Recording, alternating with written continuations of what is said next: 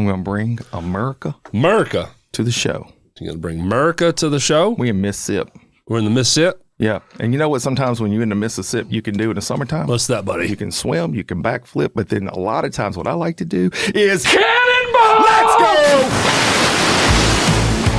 Yes. I had no idea where I was going to go with that. I just jumped in there like a cannonball.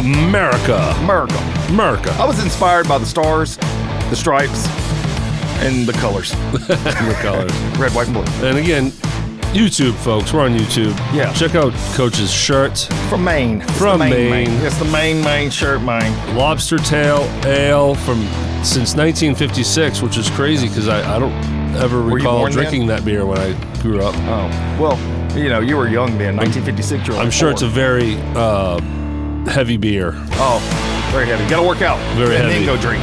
Very hoppy. Hoppy I'm it sure is. It's very hoppy. It's hoppy with this lobster. Yeah, man. Welcome to the show. Hey. This is Cannonballing Life. It everybody. is Cannonballing Life. You know what else? Derrick. Guess where we're at? We're at SRP Studios LLC.com. That's where we correct. And motivatewithcoachcamp.com. That's it. You can find all the links to Motivate podcast, this podcast, the YouTube channel, the Facebook, the Instagram. You can do these things. Testimonials, all kinds of stuff. If somebody was thinking, I would like to talk to these guys, are they real? How would they do that? They would go to Cannonballing Life at gmail.com.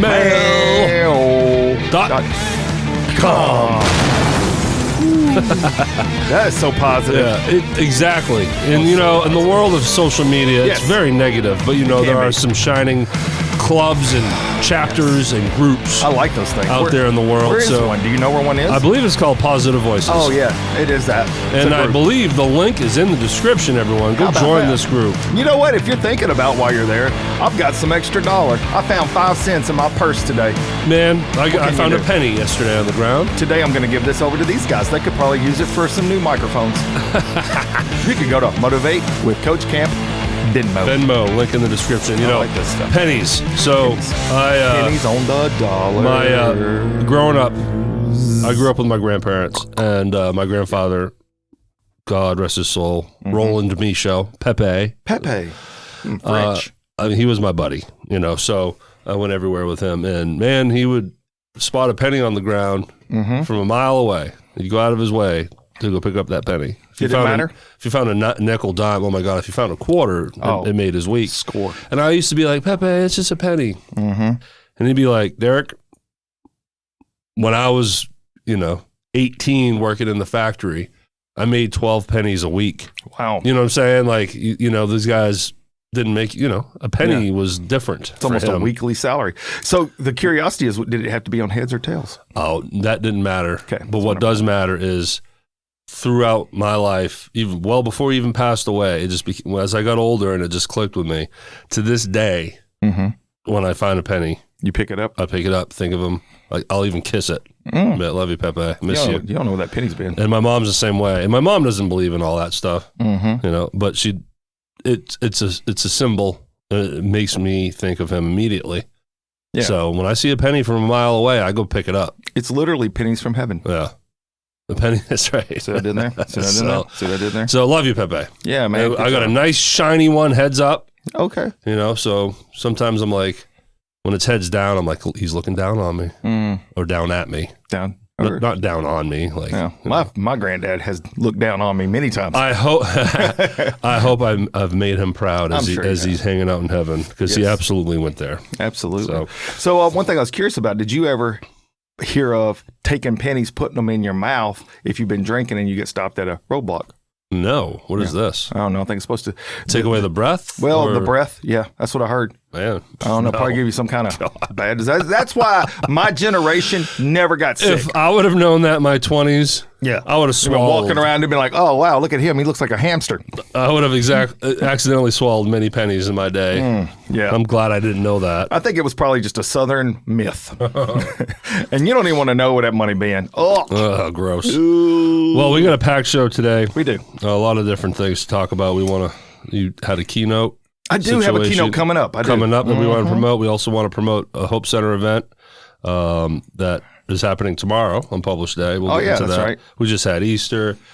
You get some shoulder stuff. I want to recap my experience performing at the Kistery the kiss story. Dude, you look like a serious rock star. You see me those pictures? I'm like, I gotta get his autograph. And then shout out to Wes Joyner. I didn't even mention this to you. WJ. Well, where do you want to start off with? Should we start promoting things first? Well, we can do that actually. Yeah, that's on a the good front idea. end. On the front, people may not make it all the way in. Right. Sometimes they get too excited. They have to run to the bathroom. I've heard about that. So when's your keynote? The keynote is this coming. So this will actually, my keynote will be published the Friday. Okay. It's Friday. I'm speaking at 4 p.m. at Concord Career College graduation. All right. So everyone listens as soon as it publishes at 3 a.m. on audio. That's what I hear. 5 a.m. on YouTube. That's right. So if you are watching or listening before 4 p.m. today, where do they? Okay. So now details. They know today's the day. They got to go. Concord Career College graduation. Look it up online because I don't know. I've got the address somewhere buried at my house. I got to find it. It'd be important if I'm there. Yeah, I would say. I got to figure it out. I would say it's funny. Yeah. I spent time writing a speech, and then yesterday I'm picking up wood, and I'm like, I think I'll just shoot from the hip. I don't think I'm going to use any of this. I think I'm just going to go up there, and whatever I feel in my mouth, I'm going to let it just happen. You have that talent. I'm just going to let it happen. You can do that. Yeah, and I think that's when you're at your best, when you're organic. Well, and I feel like that if I'm giving a speech that I've pre-written. Not that I don't have notes. A lot of times I'll have an outline, but I don't have words. I'm not like scripting. I'm not near those. I am like just flowing, but I may have an outline. You have a roadmap. Keep myself on the right path. But then sometimes if I'm giving a motivational speech, and in this case, it is kind of that with congratulatory measures to the people that have graduated, granted. And I can blend that anyway. But I just like, they won't feel a message if I'm up there like, and you've done a lot, so you should be proud of yourself. If I'm just doing that kind of speech, that's what everybody does. Yeah. Nobody remembers that. Yeah. I want to start and finish with saying to them, you will never hear another graduation speech like the one you're about to receive. You better hold on. Hold on tight. And then I'm going to. Because it's coming. Listen up. Pay attention. I'm going to do my best to videotape.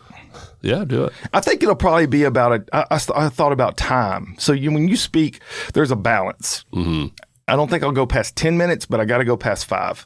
Because I don't think if it's too short, it's not memorable. If it's too long, they stop listening. Yep. There's a balance somewhere between 5 and 10 that you can ramp, give meat, final finale blow up. Fire. And that's what they will remember most too. Of course. So that's what I'm going to do. I've spoke at several graduation ceremony type things. And this is the first time I've been solicited for hire for payment from a college that's not mine. Good. So I'm like, I don't want to disappoint. I want to really hammer it. Look, it's happening. It is happening. When we met, this is what you wanted to do. Absolutely. And now it's happening. It is happening, man. And it's because a lot of hard work and a lot of free work and giving. Speaking of that. Talk to me. So a lot of that started with the Hope Center. It did. And one Stacy Dodd. I'm a matchmaker. I'm Cupid. I put these two gentlemen together. You really did. You are. And it's paid off. You're on the board now. And they do youth leadership conferences. Correct. Among other things, but that is one yes, of course. big thing. And we have community leaders like the sheriff, the mayor, and then other people, teachers, et cetera. Yes. So as you're listening to this on published day at 3 a.m. on Apple and 5 a.m. on YouTube. It's the next day. Tomorrow. That's right. I got something special planned too. Tomorrow we're going to be at Brown Baptist Church, right there in the Goodman and Sweeney. And what time does it start? 10 a.m. 10 to 2. 10 to 2.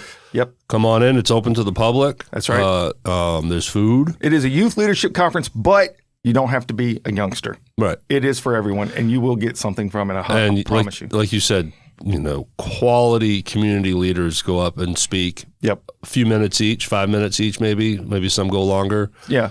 Powerful stuff. Great messages. Great. And what I always find interesting, and it's not like and then I'm being serious on this, the speakers don't coalesce. They don't get together and go over notes and say, well, let's do this theme. What I have found though, because this will be my 6th one that I've been a part of. Yeah. I facilitate. When I say facilitate, like I usually will lead and then I MC and then I do a panel with the kids.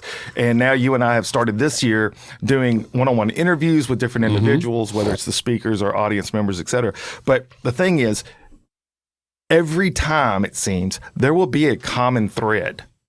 All the speakers will have a common thread that they will hit on, which goes to tell you that the messaging comes from the heart, but it's also legit. Mm-hmm. You know, if you hear somebody say some stuff that you've never heard before and it doesn't resonate, that's just not, to me, that's not true leadership thought, because leadership thought process follows a certain type of idealism and it happens every time. And you'll hear it, whether they're talking about responsibility, accountability, whatever it is, how you influence someone else.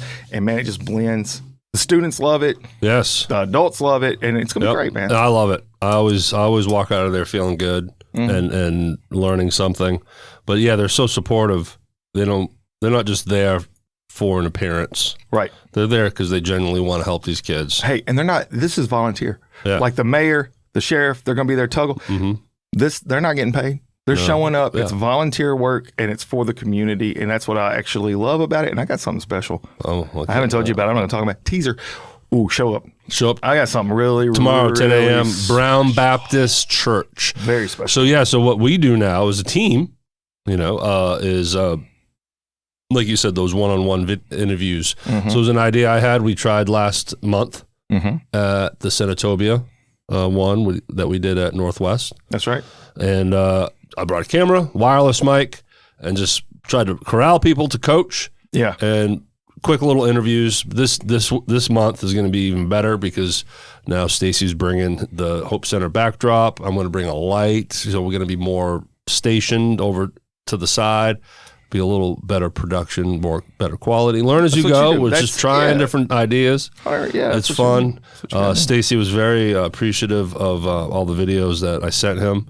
It was a lot of stuff. So it was good. Looking forward to it. Come check it out. You do great work, Derrick. No, thank you. I'm proud of you. All right, cool. So there's promoting. That's it. Definitely get that on the front end. Got it done. Done. All right. So what do you want to go next? Easter or MRI? MRI. You want to talk about MRI? Well, I mean, I know you've had shoulder surgeries, multiple on each. So let me just shoulder. I got to set the table on it though. Okay. Yeah, but you're right. A lot of shoulder issues. Right, 2 shoulder surgeries on the right, 1 on the left, all from firefighting. Turns out, and it's gonna blend to Easter. It is a blending moment, just like Humpty Dumpty. The big egg that fell off the wall, and all the king's horses and all the king's men couldn't put him. That's what happens to you as you get older. I started breaking. They couldn't put me together again. The right shoulder, the last surgery I had on it was in 2014. So just over 10 years. It's just gotten so bad. Constant pain up into my neck. So I'm like, I got to get something done. So I go to the ortho guy, and he says, all right, let's do this. It's been a long time. Let's get some imaging, see if there's changes, and we'll go from there. So I'm like, all right, that makes sense. Here's a weird thing. So I was a firefighter since the late 90s. Being a firefighter, you got to put on all this gear. You go into these tight spaces. I'm actually a rescue specialist. I got trained on confined space rescue where you got to go in tubes and you wiggle through to get people. Sometime between like 40 and 51, I became claustrophobic. I can't stand to be in a tight space. I get hot, heart rate goes up, get anxious. I don't know what happened. Not good for a firefighter. Well, no, thankfully I don't do that anymore. I'm not a firefighter or a rescue guy, but it's just weird because I never know when it's going to happen. I don't think about it. It just happens, which anyone with that kind of anxiety knows. And it's not like I'm even thinking I'm about to die. I just can't stand the thought of not being able to move.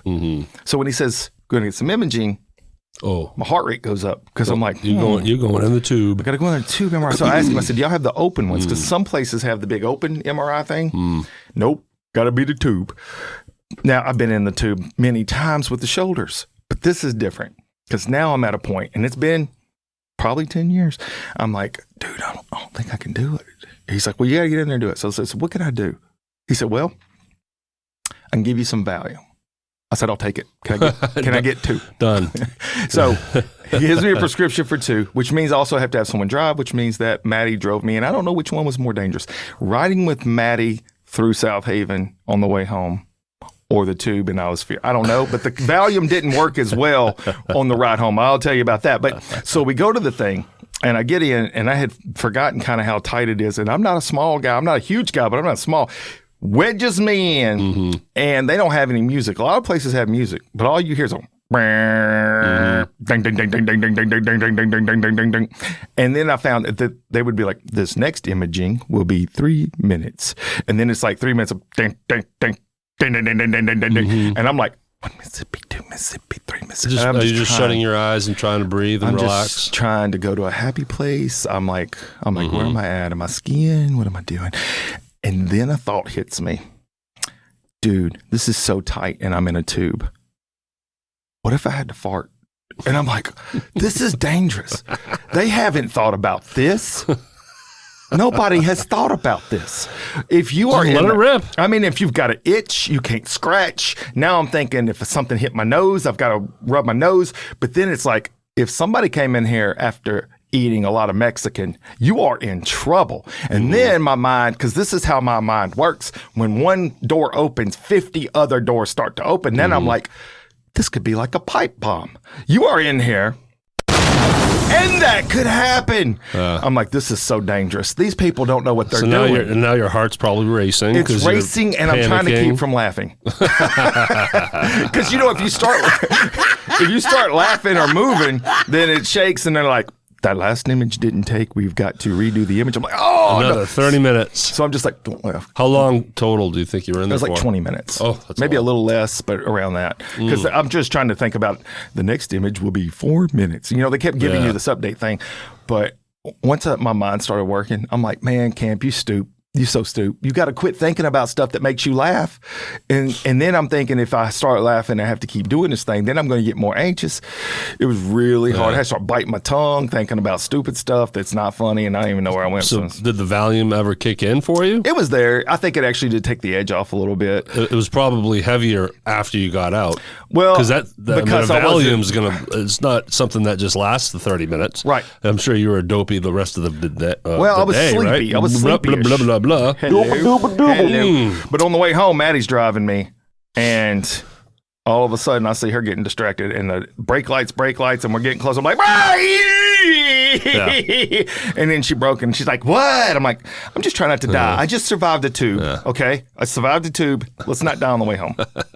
Well, not to change gears. Well, you change them. Well, Skylar driving. Yeah. Yesterday was the first day that we go on I-55. Oh, we've been on 69, 269, but we were heading to South Haven for an appointment, and we usually take Sweeney all the way up now, and we'll take Sweeney to either church, and then hit Airways and go up, or go to State Line. We avoid Goodman as much as possible.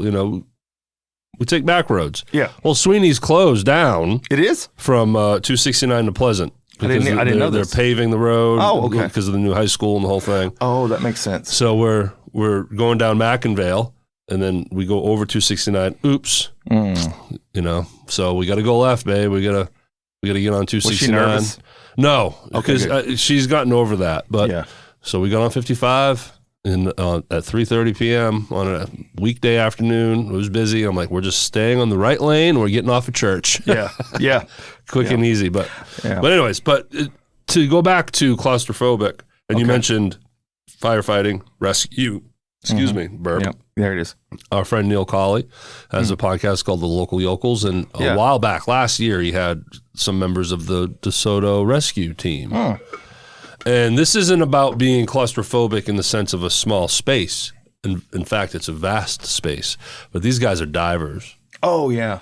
And they're diving into waters that's murky. And they can't see anything. Yeah, I know. They're swimming in the blind, trying to find the car that's down there, or a body, or, terrifying. Creepy. It's pitch black. They don't know where they are. I mean, it's just wild. That would freak me out. Yeah. That would freak me out. And they say then you'll feel a big catfish rub up against you, and you're like, what is that? Anyway, so that is the worst kind of claustrophobic I could imagine. I'd be okay in an MRI tube, but no way I'm jumping into Archer Butler at midnight in pitch darkness and not knowing where. So, whenever I was training for the Ironman, Ann Alicia, we swam in Archer Butler. We would go out from the boat dock, and my dad would follow us in the boat. We'd swim way out and come back. And that was one of the first things I had was claustrophobia swimming. Because when you put your face down, you can't see anything. Nothing. So then you just bring your head up just a little bit to breathe. and then it's back to darkness. Yeah. And that is kind of trippy. Yeah. Because when you're in a swimming pool, you see everything the whole time. You got your goggles on. Yeah, I couldn't do it. So it really does play that way. I couldn't do it. Yeah, I'm a diver too. You remember my story of almost dying in Hawaii, but I've always dove in clear water. I didn't dive in. Well, I did dive at Heber Springs, which wasn't as clear as ocean water, but you could still see 15 feet out in front of you. Go back to like episode 10. I don't know how many episodes ago. That was a fun story. Which, by the way, we're in the 40s now. Wow, look at that. Yep, we're cruising. Yeah, it's easy. All right, so well, good luck on your shoulder. Thanks, man. We'll see what happens. We'll see what they do, because I know you've talked about it a lot since in the last few years. Always just like, man, my damn shoulder. I got to have surgery. I'm putting it off. Yeah, putting it off. But good luck. I'm hoping for a Darth Vader arm. Is that too much to ask? No. I mean, we're in 2025. Sure. Can I get something with a lightsaber that comes out the end? Or an Inspector Gadget arm? Dude, I mean, why can we not get attachments at this point? I mean, you can grab the remote from anywhere in your living room. I mean, there's talking more and more about going to Mars and live. Can I just get a robot arm? That's all I'm asking. Dadgum. Can we talk about Blue Origin?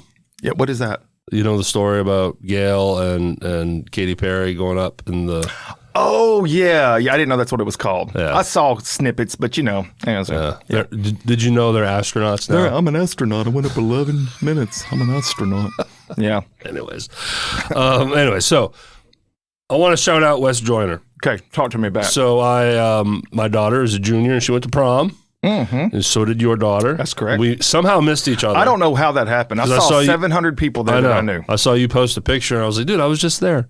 But we're me, Skylar, my mom, La-Shon, her mom, Skylar's mom, friend, blah, blah, blah, blah, blah, all in a certain pocket of the courthouse field where all the kids go to congregate and take big pictures with each other. And Skylar's like, hey, Dad, that's Mr. Joyner. And I look over, and I saw him up there. Our friend, Wes Joyner. These dudes are nuttier than a squirrel turd. Thank you. Over there rolling away. Yeah, he is. And I went and said hello. So it was good seeing you, Wes. Yep. Thank you for supporting and listening and watching. And his beautiful daughter was there. And it was awesome. I got to meet, I don't think I met, sorry, Wes. I know I met one of your daughters, but I don't know if she was the one going to the prom.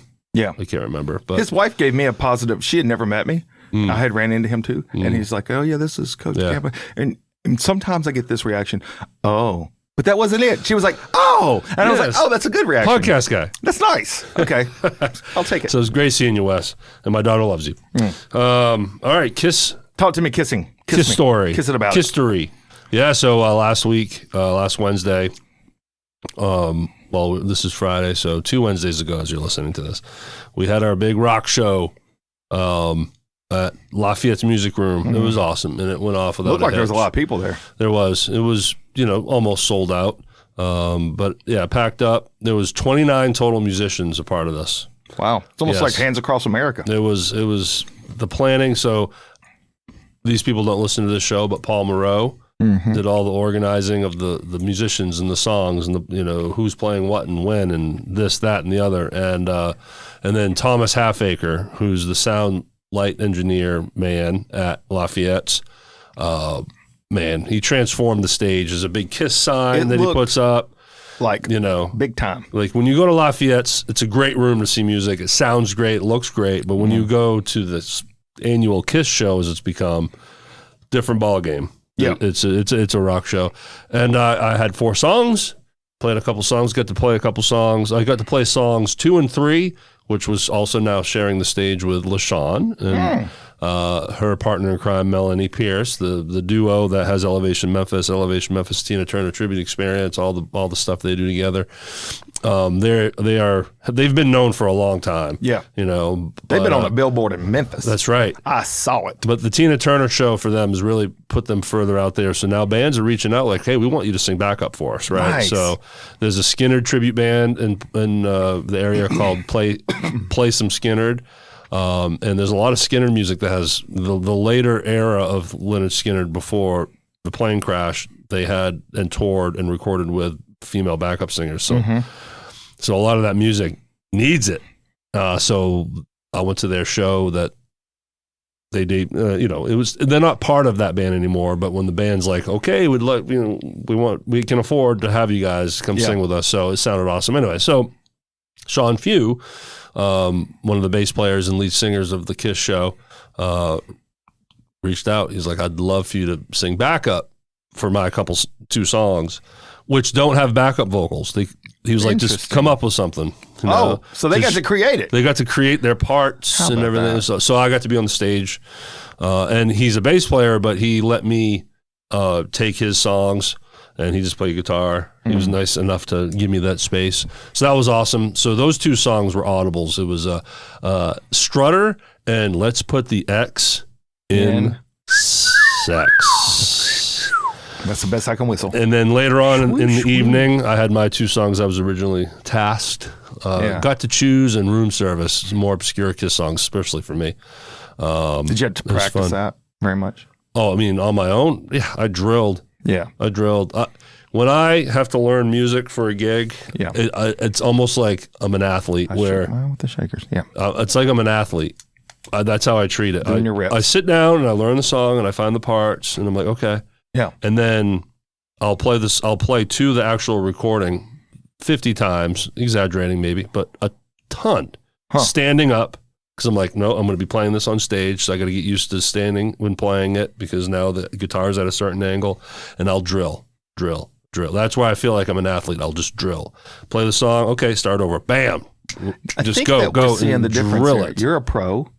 And I just explained to you how I'm not even going to really write a script. I'm just going to go up there and do my motivation speech. Just going to shoot from the hip. Well, it's different. I got a rap coming up. I've barely practiced. When I show up to a gig like this, it's not about feeling my emotions and going with the flow and playing what I feel in the moment. No, you got to play the song. Jimi Hendrix You got to learn it. Yeah. Well, it's his music. Yeah, I guess so. That's his music. You know. There's that. But anyways, it was awesome. It was a great time. It was a blast, and I could take 10 minutes thanking everyone that's involved, but it was cool. So hopefully we do it again next year.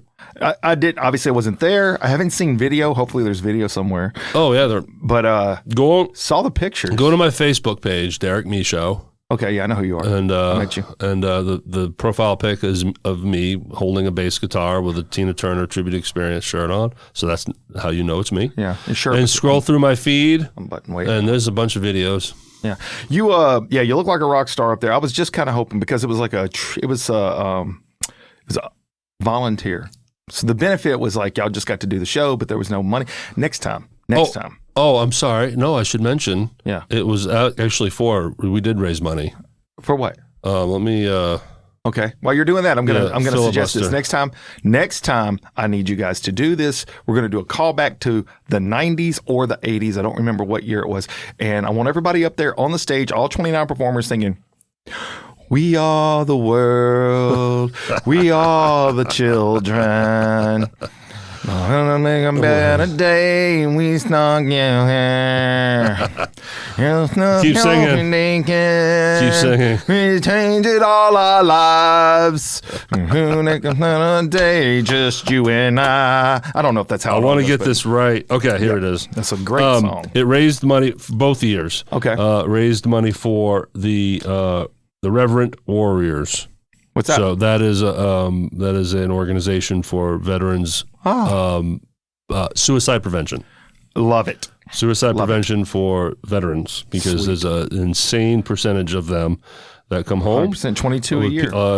Pretty bad PTSD, and they take their own lives. So 100% of every ticket sold goes to them. I love that. So and they have a moment where they get up and speak, not long, but they thank and tell us, and they come right out with it. You know, it's uncomfortable. Mm-hmm.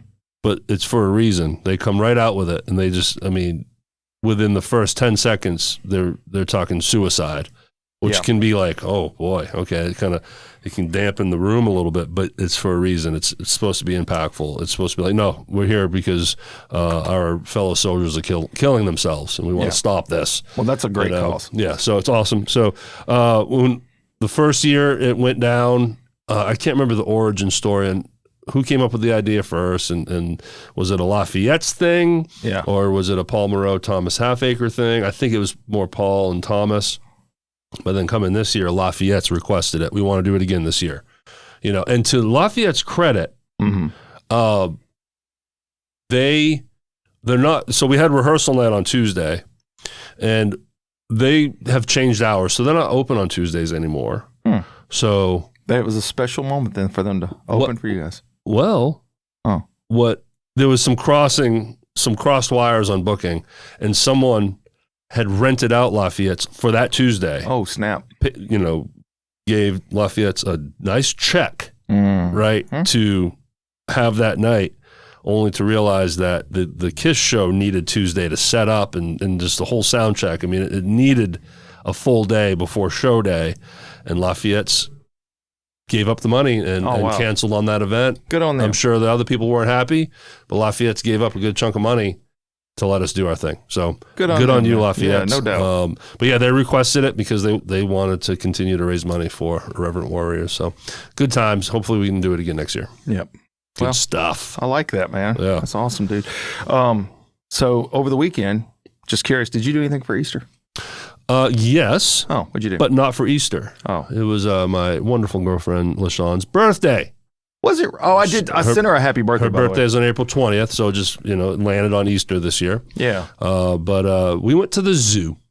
Oh. For her birthday. It's a beautiful day. She's been in Memphis for years and never been. Seriously. Well, at one time I went there every single day for 5 days a week for 7 months. Why? I'll tell you. Keep going. Okay. Well, anyway, so I knew this. Mm-hmm. And when I was thinking of what can I do for the birthday, because it's more than just, I don't want to buy her something. Yeah. Of course, get her card. Sure. Taking her out to eat and everything. But I'm like, I'm going to surprise her. I'm taking her to the zoo. Nice. And she's second best in the nation, by the way. Yeah. Yes. And there's signs in there that tell you that. Yeah. And it was great. It was awesome. She was surprised. All I had to say was like, wear comfortable walking shoes and bring a long sleeve shirt just in case you're chilly. It's like, what are we doing? So she told me later, she thought we were going to go to like Shelby Farms or something, but nope. You can't see a line at Shelby Farms. When we pulled when we got on Poplar and she saw me hit my blinker turning into the Overton Park and the zoo entrance, she's like, oh my God. And I was like, yeah, we're going to the zoo, baby. First time she ever been, huh? Yep. How about that? Well, to the Memphis one. Oh, okay. Yeah. Well, yeah, I would expect that to be, yeah. But I will tell you, so the fast story on how I ended up there every Monday through Friday for 1 hour every day for 7 months. Here it is. It goes back to my shoulder. Full circle. So my shoulder injury happened while I was on the fire department fighting fires. Well, when you're injured and you're in a moment of transition, you're either doing surgery or rehabbing or whatever, they put you at a light duty. So it's an 8-hour day, desk work, bull crap. So I'm at fire prevention, which is about a quarter mile, maybe a half mile to the zoo. And that place will close in on you, man. Yeah. The walls, I'm just like, I'm sitting at this desk and it's, me, bro, it's hard for me to sit still. If I wasn't talking, I couldn't sit here. Yeah. I couldn't just sit here and just stare. So I was like, I need something to get my mind off of this bull crap. Mm-hmm. So I got a membership every day at my lunch hour. I would drive to the zoo and for an hour I would walk around and I read every single plaque, every one of them. When you're saying, oh, they didn't, I read the ones that were like, stay off the grass. Like I read every single plaque. I knew where every animal was. Mm-hmm. Then there would be interesting things and I would go back and I would research certain things about the animals.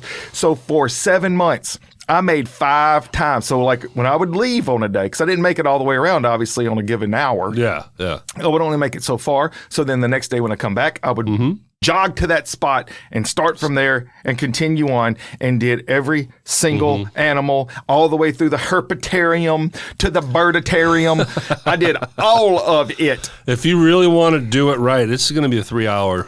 Easy. Yeah. So for 7 months, and I probably made the lap 5 times. So soon after that, anytime my daughter, I would take her up there. She had a friend. I was like their own personal Jack Hanna. Yeah. She would be like, Dad, where's the polar bear? So I'm like, we're going to cut through here and be right boom, there. boom. It's like I knew where every animal was. Man, the polar bear wasn't there. He was hiding somewhere. Dang. There was some other animals that were hiding, but not to that degree. But I used to be an annual membership owner because I loved going by myself. Yeah.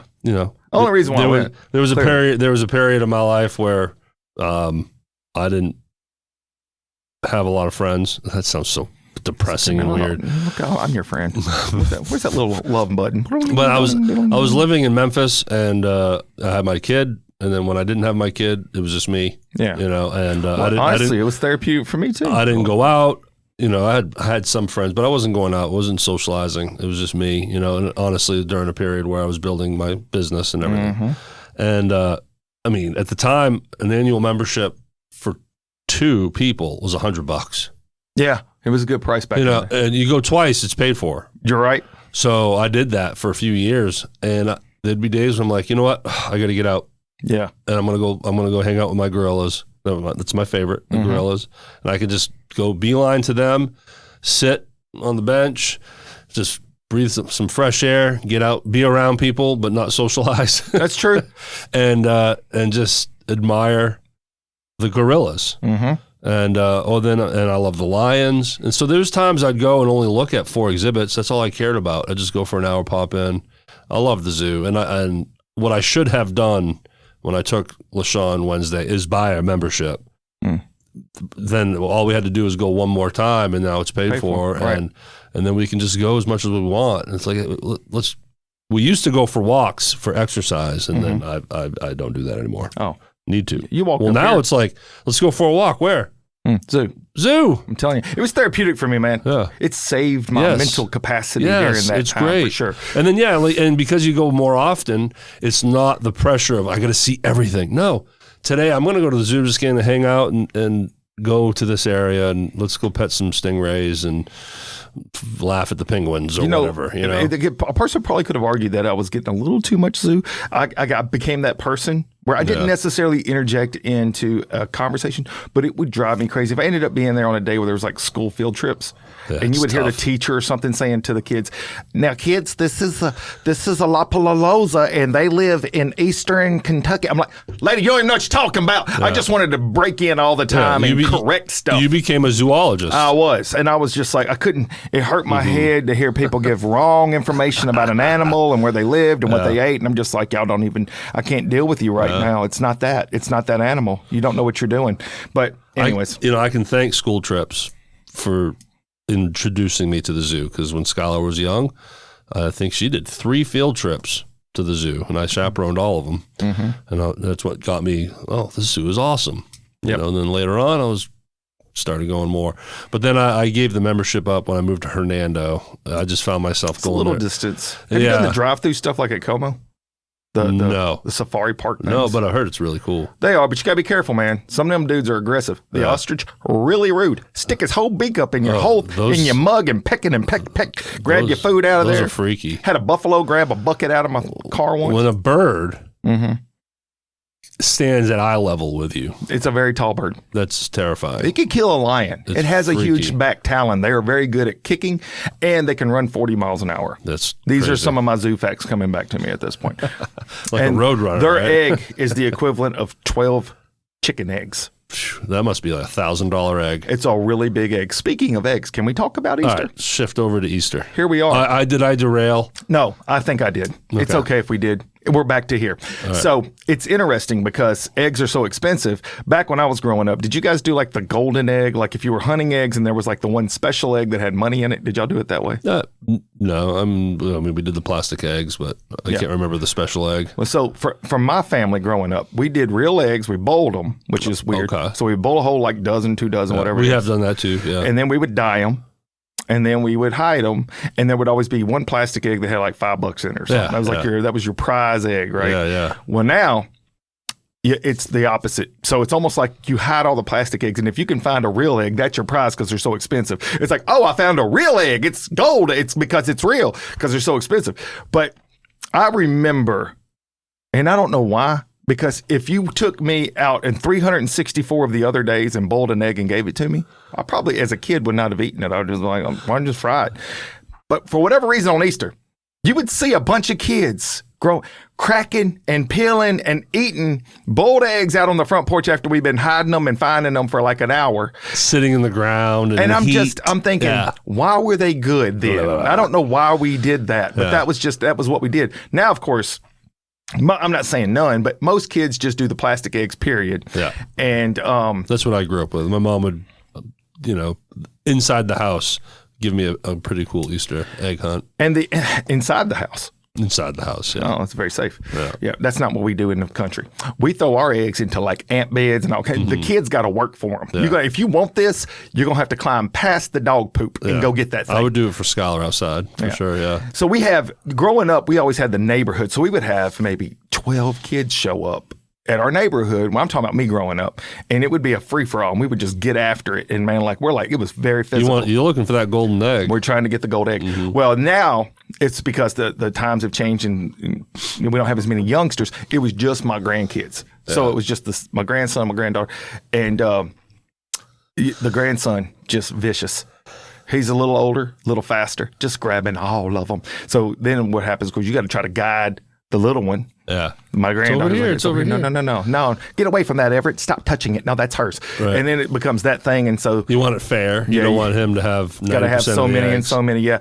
I remember back in the day whenever we were young, and my brother's 6 years younger than me. Now, I will say this now. I would have never admitted it then.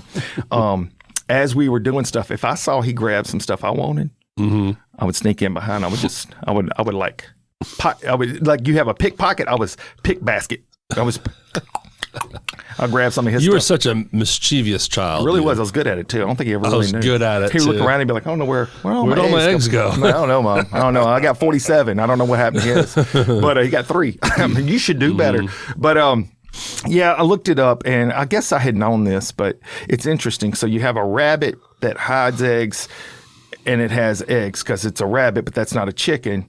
And I'm like, some of this stuff rabbits lay eggs. Apparently. Rabbits are somehow. So I had forgotten. So I actually researched it again because actually it's supposed to be about Jesus raising from the dead. And I'm like, how do we go from he leaves the tomb to we've got rabbits and eggs being done, and there's a lot of chocolate everywhere for some reason. By the way, my grandkids are hyped up so much candy. I'm just like, no, y'all need another one. Get you some more peeps.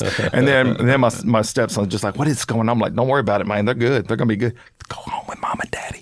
So it turns out, so it was like a pagan thing, I think, is how it was. Spring, rabbits, kind of, this is the educational portion of it.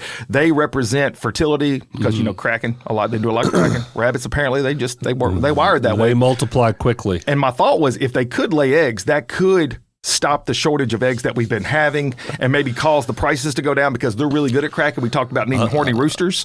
We just got rabbits going. I wonder what rabbit eggs would taste like. I don't know. I'm going to say chicken. But then you have, so then the egg represents the birth of a new thing. And then, so anyways, there's all that stuff. And they blended all that crap and just like shook it up. It's like, there you go. Easter bunny. Yeah, no, it's a holiday. Whatever. Yeah, that takes over the world. And you got to go get a picture with Easter Bunny. You got to go get it. I'm just like, well, I don't know. Yeah. But we did our thing. We went to church, great service, great singing. I'm going to say it right now. I'm saying this. Different, but same. Your girl, you met her, La-Shon? La-Shon Robinson. You know that woman? Yes, I do. And she got a friend. Yeah, Melanie. You know her too. Great singers. Same, different. Different style of music. But man, our singers at the church, they could be rock stars. They could go on tour. They're so good. Yeah, they're so good. And your woman and her friend, they're great too. So yeah, all that great absolutely. singing, all that great singing, man. But anyways, I just thought I would highlight on the Easter thing. I found it to be interesting. Some of the transitional things that's happened from a kid to now. You don't see kids out there eating boiled eggs like they're candy. This is delicious. This is it's so, yolk on me. So that's warm and that's a Cadbury. That's egg. A grass blade. Interesting. I'm eating vegetables along with it. Great. Might as well. Hey, last week we teased some things that we never got to. What were we teasing? So there was a. Do I have it? I don't know. I think I tore it off. Oh. You talking about the game show stuff? Well, we talked game shows, but then you talked about different competitions out there. Yeah, the competition shows. They're actually on ESPN. This is what actually fascinated me. I took a video of one. I think I may have deleted it because it was so dumb it hurt my brain. But ESPN has I don't know. I remember as a kid. So let me back it up to this. You may not have. We created games. Like you've seen the bottle flip thing. People flip a bottle up and land.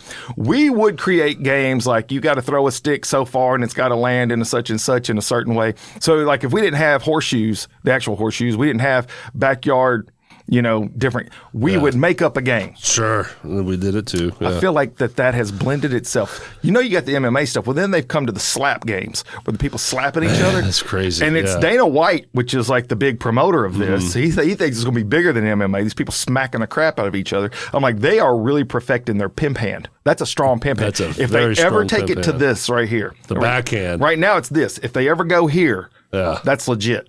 Now you got a real pimp hand game. That's a game right there I want to watch. But I came across by accident on ESPN the other day. There was this hodgepodge of games. It's like PWL or something. PLW. I can't remember what the initials were. It was like playing off of like wrestling, but it wasn't wrestling.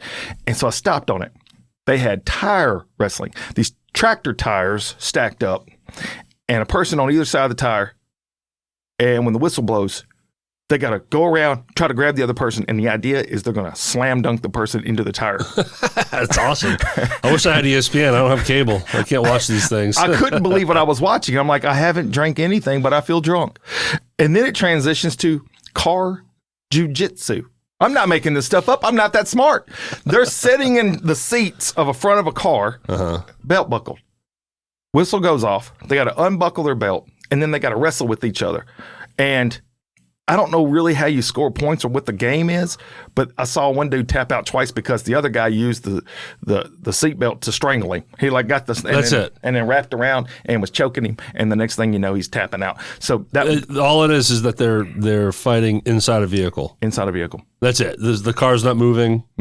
It's not two cars fighting each other. It's in a studio. Where did they come up with that? And the next thing I see is pillow fighting. Now, I have my idea what's a sexy pillow fight, but it doesn't involve two dudes, okay? Yeah, but these guys are in a ring, and they're swinging these pillows, and you get points if you hit a certain way, and I'm just... Well, I'm missing out on this stuff. I'm missing out. I'm probably educating our audience right now. They're like, this has got to be a lie. You're Googling, you're looking this up on YouTube, and you're like, holy crap, that's real. It's on ESPN. That's crazy. Man, sports is dead. That's on ESPN. And isn't there a thing where ESPN might not be carrying MLB? Is it? I didn't see that. Might have saw a fake news headline on that. I don't know. Yeah, I hadn't seen that. That seems crazy. I've got the MLB network thing. Man, I used to. Years ago, I had that. But man, when I lived in Maine, I had NESN, New England Sports Network. Yeah. It was part of the cable package. What's in there? And man, I can watch every Red Sox game. It was fun. Wow. It was a good time. That's horrible. Sounds horrible. Sounds horrible. I'm watching them live this year. The Red Sox?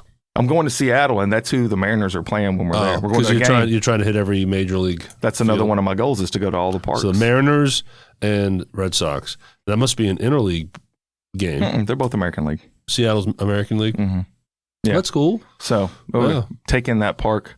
It's got a nice park. I know who you're rooting for. Yeah, I'll be a big Seattle fan that day. Here, the thing I like about Seattle Stadium is it's a dome that is retractable. My opinion is every new ball field should be made with retractable Is that dome. Safeco Field? I think it is. Yeah. Because if you get there and it's not if you don't have a dome or retractable dome and it's raining, I mean, if you're from out of town, you're screwed. Yeah. Sucks. I mean, you get a rain check. Well, I'm not going to be back through here. Mm-hmm. So having that thing there, that ability to shut the roof off. Yeah. So you're always going to have your game. That's perfect. Yeah, it's awesome. I don't know why when it's nice weather, you can have open air. Exactly. Yeah, that's the way to go. I'm sure it's a lot more expensive to do that. Well, I would imagine, but so Nashville is on the conversation list of getting a Major League Baseball game. That would be if Tennessee got one, that's the spot. It is. It's growing. Nashville's growing quick too. Oh God, it's huge. So, but we talked about that a couple episodes ago. Yeah, that would they have NBA, NHL, NFL. Yeah, why not get MLB? And it would be supported. Yeah. Oh, absolutely. This is baseball area. Yeah. The whole St. Louis has been a staple for baseball for years. Yeah. So I would go up there. I'd probably get partial season tickets. Speaking of St. Louis, Memphis. Redbirds, AAA affiliation farm team for the Cardinals. True story. Yep. Hand in hand. I thought I would throw this in. I know we're probably getting close. I don't know where we're at, but I thought I would throw this in. Two things. One, so going off of the competition shows, it did get me to thinking about dumb collectibles that we had growing up. Mm-hmm. I don't know if you ever participated in this stuff. Dumb collectibles? Either collectibles or games that we were allowed to play. So here's the deal. So I wrote about this. You remember pet rocks? Yeah. People used to get a rock and name it, and they would be that would be like a collect. People have collectible pet rocks.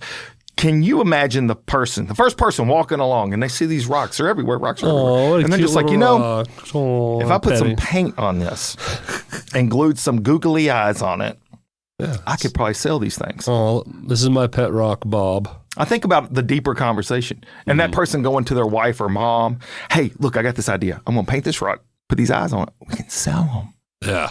Another person with more logical mind would be like, you are crazy. Yeah. Somehow it took off. $1 billion later. I mean, that thing happened. The Cabbage Patch doll, which is an ugly. Had one. You had one. I had one when I was a kid. His name was Kevin. I didn't even know they made male ones. Huh. How about that? I know Teddy Ruxpin that came along. That was kind of a creepy thing to talk to you. But I remember Cabbage Patch Kids were a big deal. Oh, man. People were fist fighting. And then I went heavy into the Garbage Pail Kids cards. You're not going to believe it. I have that written down right under that. I have that written down because they had like puke face and all this other stuff. So I remember it repulsing my mom. She's like, why do you get those things? They're so dumb. But I'm like, my brother and I had tons of those. I don't know. It would be like a kid with just a skeleton. I had all the cards. I loved them. So funny. That is so funny. But they definitely caught on. And then the game I wrote down that I just remember I had, and I can't think about, we did grow up in a time when you had to survive. We already talked about that. They throw you to the wolves. You got to figure it out. You're making forts. You're using sticks. You're rubbing together, getting fire. You may have to eat something later. You're not going back to the house until it's dark. That's the rule. So lawn darts. Do you remember these things? They were a spike this long. Know. Think about how dangerous that is. And the thing is, you didn't throw them like a dart like you do in a bar or something. You had to fling it in the air. And God knows where it's going to land. Yeah. And then you're dodging as it comes down. It's like missiles. We were preparing for war. We didn't know it at the time. It's like we were back to gladiator days when we might find ourselves in some kind of bow and arrow fighting. Hold the shield up. Isn't that crazy? We were just chunking them things. Yeah. And then I think, because this is the deeper thought of Coach Camp, then I'm thinking the person at the manufacturing that's coming up with this idea is like, you know what? Make these things pretty sharp. And we're going to get a little small hoop. Now, the game is we throw it as high as we can, and it's got to land in the hole. I don't see how this can go wrong. No, this isn't dangerous at all. This is a pretty good idea. This is going to catch on, boys. This is going to catch on. This is going to catch on. That was about the same time as like Ninja Stars, and I remember getting those things, and I don't even know how many times. Toy guns, now. Yeah. You're taking those Ninja Stars and flinging them. Yeah. Yeah, of course. Toys over the years have gotten less dangerous for obvious reasons. I didn't play lawn darts much. I didn't really. I think we had them. We had them. But wiffle ball was. Oh, yeah, I play a lot of wiffle ball is what me and the other neighborhood kids played a lot at Ken Bunker's house. Kenny Bunker. He had the perfect front lawn for it. Because he lived on, it was like the house, and then you look to the right of the house, that was where the lawn was. It wasn't like a front lawn. It was a side lawn. It was almost like they owned two lots. And the second lot, they just left it open. And so then they had a fence going along the sidewalk. That was home run. So that fence was, of course, the home run. And then just so happened they had two trees on each corner of their lot. So those were the foul poles. Oh, nice. It was really cool, but. Did you ever break any windows? No, the wiffle ball. No. Oh, y'all never played with? Oh. No, not there. No, we just played wiffle ball. We did have a broomstick and a bottle cap, and that's how I got really good at hitting. Yeah. You fling that bottle cap. It's really hard to hit with a broomstick, but we played with real baseballs in my mom and dad's backyard. Okay. I have a game that I need to talk about. I want to hear. Disclaimer. Yeah. This might have a trigger word for people. Oh, snap. Just remember, we're talking early 90s. Okay. It was called Smear the Queer. Oh, I remember that. So you guys had that down here too? Yes, we did. So let's talk about the genius of this game. You throw a football in the air. Yep. You go out of your way to catch it. You do. Only to then make sure, knowing that now you have to run for your life because all 10 friends are going after you. They're crushing you. So they're trying to smear the queer. So you were going out of your way to catch the ball to be the queer, to be smeared. That's it. Why they called it smear the queer? I don't know. I'm sorry, people. Yeah, I don't know. Sorry. Well, it was. But that's what it was called then. It was something that either you were good at being crushed or you were good at running. Yeah. Because if you got the ball, you better be good at something. But it's funny how you wanted that ball. So that way I can run for my life and get tackled. It was a survival Isn't that tactic. funny? Yeah, there were so many games like that. The Red Rover, send so-and-so over. And then the game is you run as fast as you can with people with their arms interlocked and try to dislocate their shoulders. Going full tilt. And, there was always that one kid everybody was wanting to come over, and then everybody would just let go of the line, and they would just go flying into the ditch or something. Did you ever play pickle? Explain, because I know what pickle is in baseball. That's it. Oh. That's what we used to play, pickle. Well, we actually were just training on that with my softball team this past week. Just make 2 fake bases and we're playing pickle. Yeah, we more often than not play pickleball. We play keep away. Pickleball's catching on actually. Oh, it's huge. But we would play keep away, so somebody would be really mad because we had their stuff and throwing it back and forth and not giving it to them. Badminton. Fun. Oh, they have badminton's fun because it's slow pace. There's a professional badminton thing. But as a kid, tennis sucks. Either the ball goes in the net or it flies over the fence. Yeah. Badminton, you have the same rules and same everything, but you can get to it and you can keep it flowing. You can get a good volley going back and forth. So much fun. Yeah. I miss playing badminton. That was definitely something we did in the backyard. Mm-hmm. It was easy to set up a little small net like that. I hated hide and seek.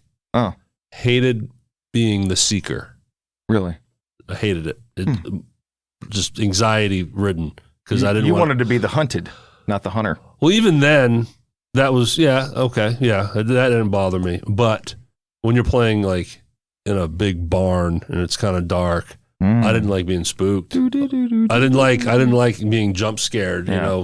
Finding someone. I hated being the seeker. I got a funny story about that. Hated it.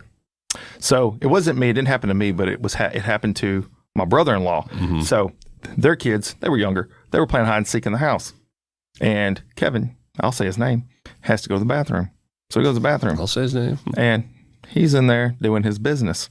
Well, at some point in the middle of his business, he hears somebody making gag sounds. They were underneath the sink in the thing.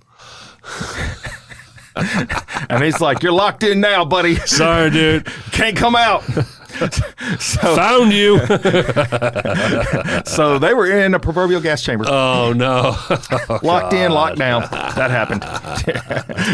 I don't think he ever listens to the show, but if it gets back to him, that's hilarious. That happened. That actually. And I don't know who the kid was, but it was one of the kids at their house. Dropping the deuce.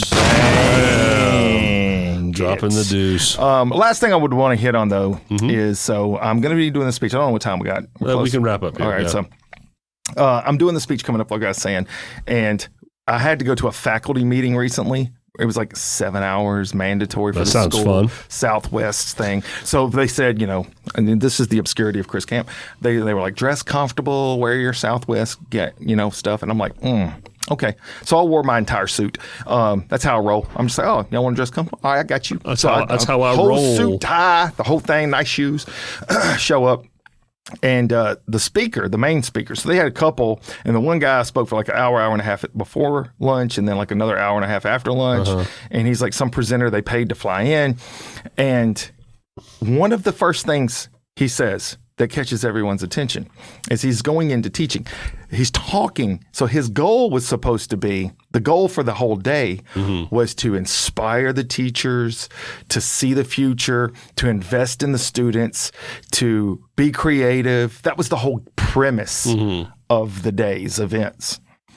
And one of his first comments is, I can't stand when I hear an instructor say they can make more money doing the job than teaching the job. Do me a favor and go do the job. And I just look around at my table and I'm like, this guy's an idiot. So the best talent we have, y'all leave, we're going to go find some bottom feeders. That's what you're saying to the world is if you're really good and could go do the job and make 3 times the money, instead of us working to get you some more money, why don't you just leave and we'll go find somebody that sucks and we'll bring them in here and pay them nothing. That's what he's saying. And I'm like, what an idiot. And then it just goes on and it gets worse and worse and worse. How long is his speech? all together for the whole day, 3 hours. Oh, the whole thing. That's right. He's teaching, not speaking. He's speaking, yeah. So in the end, and then there was a point in time where he's using calculus, because apparently he was a calculus teacher somewhere. He kept mentioning his PhD. He said PhD 7,000 times. When a person is constantly telling you what their level of education is, they're trying to convince themselves as much as everyone else, because they don't believe it either. I mean, you're looking at the associate's degree person right here. I have an associate's for something I never I would used. say that you are a multi-doctor. I mean, that's what I'm saying. I mean, if Katy Perry can be an astronaut, why not? You saw a book once. Right. You're a doctor. I'm a Hollywood producer. That's what happens. And so then his next thing is he's like continuing down this bereavement, if you will, and he starts to use. So I guess he was a teacher at some point of calculus, and he starts to try to use calculus as an example to everyone in the room about how you can be a more effective teacher. So he's like, all right, so everybody do such and such. Now take the exponent, now use X, blah, blah, blah. And so he's doing this thing. I mean, analogies are supposed to be relatable. They're supposed to help. So opposite. Simplify things for you. So opposite. So what I do, I take my pen out, and we have these notepads and stuff. So I write out, this is stupid. Letters do not belong with numbers. Letters are made for sentences. Numbers are made for math. And then he's going around and he's looking at papers, and I'm just like, please come to mind. I want you to see what I feel. I want you to see it. He didn't come to mind. I think I was dressed too nice. So he just kept going. But there was probably like 40, 50 tables in this big room. So there was like a lot of people.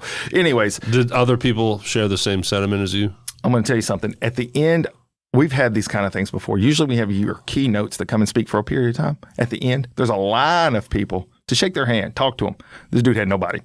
Nobody was lined up. And it's like, wah, wah, wah. That's it. But here's the best part. So at some point, thank you, my boss looks at me and she goes, are you taking notes?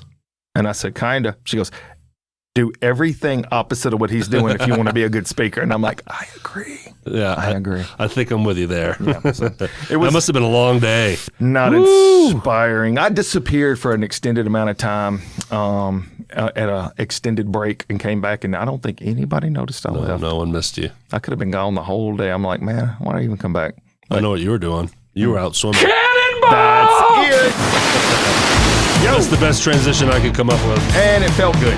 Man, pleasure as always, Coach. Always, dude. We hit some good stuff. Yeah. And now you know if you go get an MRI, don't eat beans. Just don't eat Taco Bell, for sure. It could become a problem. I found that. I didn't do that, but I'm like, that could be a problem. You don't know what high levels of methane can do. Dude, don't chance that. In the tube. Yes, don't do it. All right, y'all. Go to motivatewithcoachcamp.com. We say it every week. Go check them out. I like that. Check them out. Check Coach out. Check us all out. You're a part of this. You know why you're a part of this? Because you have a studio. It's called SRP. And if you want to check that out, you can go to SRP Studios LLC.com. And email us, please. Do that. Wes Joyner, thank you for being the only person, I think. No, I think there's others. I don't want to leave anyone out. Sorry. There's been some. I'm emailing. If you emailed and your name is not Wes Joyner, my apologies for America. Skipping over you. That's America. It. Yeah. Lobster Tail Ale. Balling Life at gmail.com.